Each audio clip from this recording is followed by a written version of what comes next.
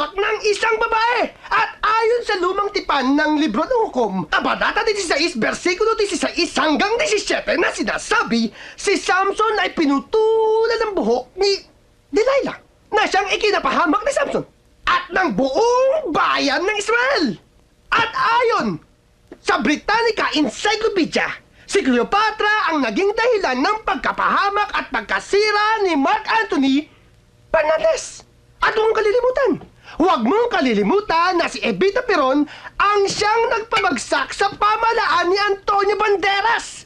Antonio Banderas! Antonio Banderas? Oh! Siya ang pinabagsak ng pamalaan ni Evita Peron, si Antonio Banderas! Magbasa-basa ka naman! Artista yun eh. Magbasa ka muna.